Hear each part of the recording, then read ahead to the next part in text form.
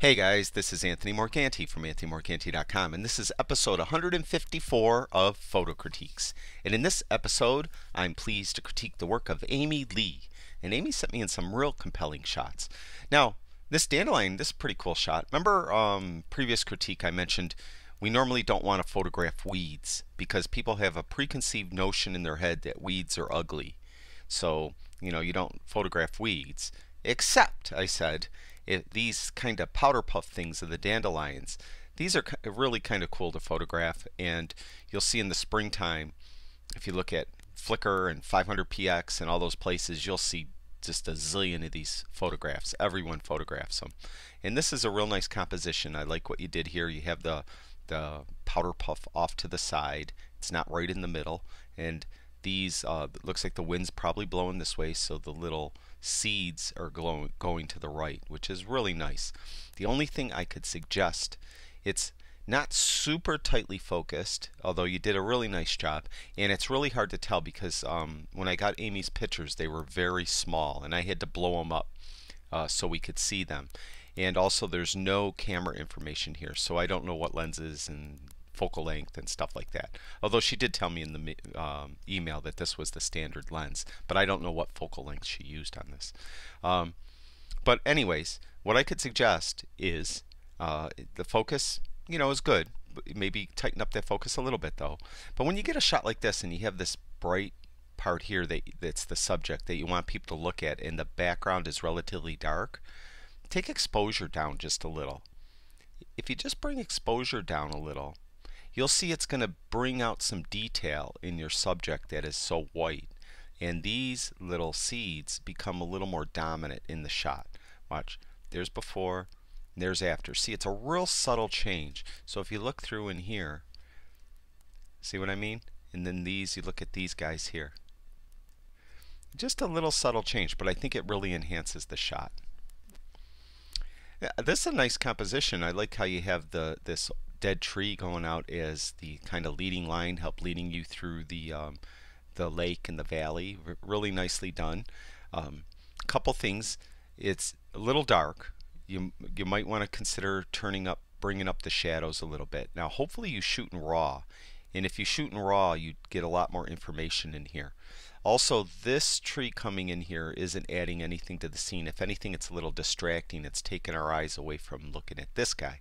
So if you could try to work this scene and try to minimize this better. Also, because of the haze, you could get rid of some of the haze usually with contrast sometimes, especially if you have the RAW file. But the best thing to do is if you use a circular polarizer. If you use a circular polarizer, it really cuts through the haze really well, and you'd get a lot more detail in these hills.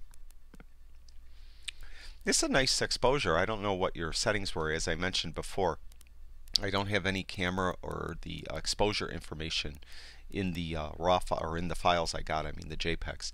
So it's nice. The sky is kind of an odd color. Probably the glow and everything. But the main thing is we have probably roughly a quarter of the shot here, which really doesn't add to the shot at all. We have all this busy stuff down in here, and it's really, I mean, this is the star of the show back here. So, walk around here and get on the other side of this stuff here and shoot over the railing at all this. And I think it would be a much more compelling shot. And you would eliminate like this overhang here and this bleed in of the tree or bush over here. So if you just walked around this table or whatever that is there and shot over the guardrails, and I think it would be a much more compelling shot. This here, it's kind of an interesting structure, but it looks like it's hard to photograph. We have these lamps in the way, we have these trees kind of overhanging in there, so it all takes away from the shot. I don't know if you could work this scene, get a different angle, and still get the cool sky in there. I like that you have a person in the shot. It helps offer scale. If he wasn't here, it would be really, we'd be guessing at how big this is. So work the scene, see if we could minimize these distracting elements. Really cool shot. I like your composition. I like the way you have it arranged. It's really well done. I consider this, a fine art shot, really. It's just repetitive patterns, things we look for when we take we're photographing something and we're working a scene, always look for repetitive patterns. It really makes for a compelling photograph. This is a nice shot. I like it. I like this star effect, this burst effect you got with the pointed lights of the street lights. Um, or lamps, I guess. There's no street here, so I'm kind of second guessing myself by calling them a street lamp, but you get my idea. Usually, for other folks that haven't seen earlier critiques, you would get this effect if you use a smaller shutter speed, usually somewhere around f11, f13, and you'll get this burst effect. It doesn't do it on all lenses because it's dependent on the internal structure of the diaphragm inside of the lens, and some lenses do it much better than other lenses. As you can see, this lens did it really nice for Amy. So, stop your lens down around f13 or so, and you'd get this effect. Now, if you don't want the effect, open your lens up, f of 4.5, 5.6, and you won't get as strong of an effect or no effect at all. I like this shot. I like that you did it in black and white. Cemeteries kind of always look cool in black and white. The only thing is, it looks like you stood up and kind of shot down. I would have liked to seen you get down really low and shoot more up at this, and you get the sign a little, or the engraving in the gravestone a little more dominant in the shot. So you get down really low and shoot more up at it. I think that would have been a more compelling shot. Standing up and just kind of shooting down at it, it just looks, what it is. Whereas we could really manipulate how dominant it is by getting lower and shooting up at it. This is similar to that other shot. We have this expanse part down here in the lower area, which really isn't adding to the shot. The star of the show is the buildings in the background and the reflections. So we really have to show that off. We have to exploit that. And we want to minimize this because it's really not very pretty, this railing here and that. So if you got down here and got your camera low and really showed off those reflections and point your camera up a tiny bit, and you get a lot of the cool sky in there too, it would really be a more compelling shot. The white balance is off a touch too, I think. I'm not sure I could correct it.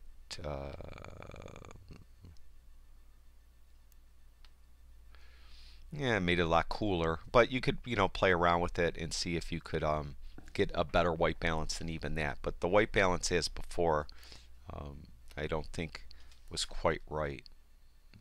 It's very, very kind of warm looking there. But, it's kind of your own personal preference too. This is a really nice shot. I can't tell how good your focus was. As I mentioned, I had to blow these smaller shots up, so it's lost some definition. This darn thing here though is just in the way. It's too bad that the leopard had to lay right here and get behind this. I think that's a leopard, not a cheetah.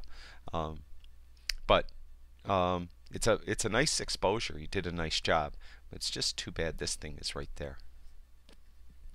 It's a great shot. This, I think, is your best shot. I love it's going diagonally through the picture, almost exactly diagonally through the picture. It's a great exposure. You got the entire plane in the shot, and we have movement of the propellers. You didn't use such a fast shutter speed that it froze the propellers. That never looks natural on a prop airplane. A lot of times guys will come in and they'll shoot like 1/1000th, 1/2000th, 4,000th of a second, and the propellers just looks like it's not spinning at all, and it looks like it's a toy airplane hanging from the sky. On a string or something, and that's not right. You want some movement so it shows that this prop was spinning. Usually it depends on of course on the airplane. I mean, some props spin faster than others, but between 1/125th and 1/250th, 1/320th of a second, and you'll get this just this slight movement that you need. Then of course you have to pan with the airplane so that the the movement of the airplane isn't blurred either, and you get everything else sharp. And you did a great job here, Amy. This is a really, really nice shot. And that's the last shot for Amy. I'd like to thank you for sharing your work with us. I really do appreciate it. And I'd like to thank everyone who watches all my videos and listens to me talk and blah, blah, blah. I really do appreciate it. If you guys have time, go over to my website, anthonymorganti.com. I have all kinds of photography stuff over there. And I always ask if you could, please subscribe to me on YouTube. I really appreciate it. That's it for now. I'll talk to you guys soon.